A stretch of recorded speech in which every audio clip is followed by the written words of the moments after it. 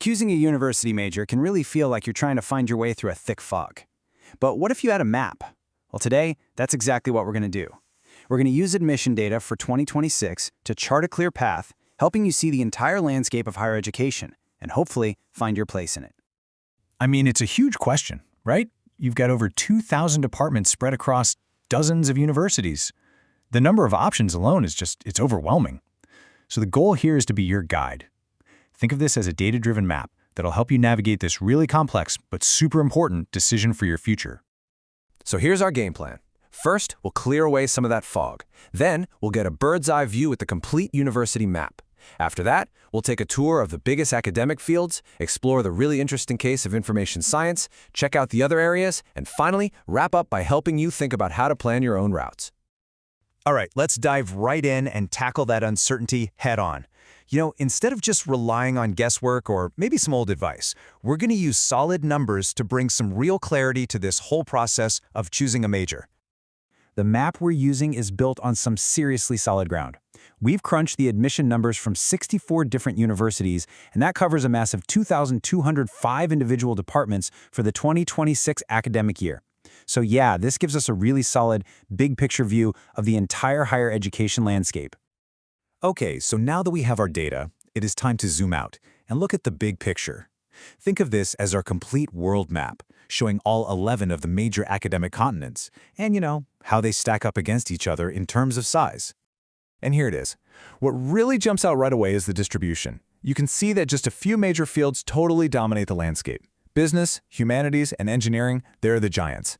And then you've got medicine and information science also taking up pretty big chunks of space. Put them all together, and these top 5 fields make up the vast majority of all available university spots. So let's zoom in a little and take a closer look at those giants.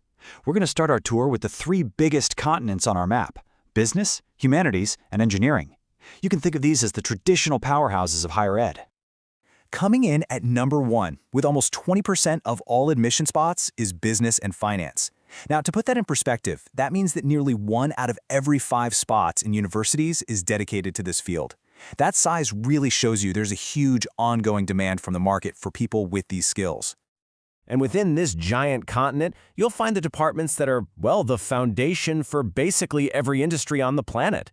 We're talking about business administration, accounting, finance, international trade. These are the graduates who keep the engines of the global economy humming. Our second largest continent is a really vast and diverse one: humanities, social sciences, and law.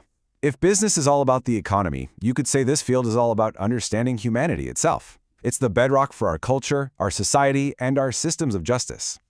And this field covers an incredible range of subjects. You've got language departments, which are actually the biggest piece of the pie. Then there are the social sciences, which look at everything from politics to media. And of course, you've got law, training the people who uphold our legal systems. It's absolutely massive, but as we'll touch on later, it's also very fragmented. The third giant on our map is engineering, a field that is just absolutely essential to a nation's development. I mean, think about it. If you can touch it in the physical world, from the bridge you drive over to the smartphone in your pocket, you can bet an engineer had something to do with it. This field is truly the engine of technological progress. The core disciplines here are the classics. You've got electrical engineering, which is the foundation for all modern tech, mechanical engineering, often called the mother of industry, and of course, chemical, materials, and civil engineering, all totally essential for everything from making computer chips to building our cities. Okay, let's navigate to a really unique place on our map now: the super dynamic, fast-growing, and, well, complex island of information science. This field is all about this fascinating push and pull between incredible opportunity and some pretty significant risk. At just over 8%, information science is the 5th largest field, and believe me, it has seen some explosive growth to get to that spot. This number is a direct reflection of the world's urgent need for talent to power the digital revolution that's changing, well, everything.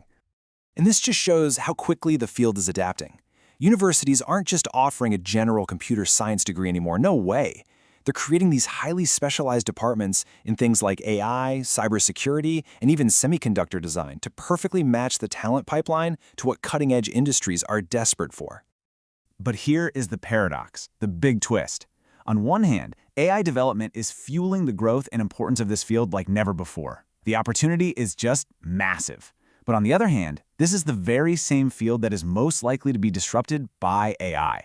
We're already seeing some warning signs, like the recent and really rapid drop in demand for tech talent over in the United States. It's a high-stakes, high-reward area, for sure.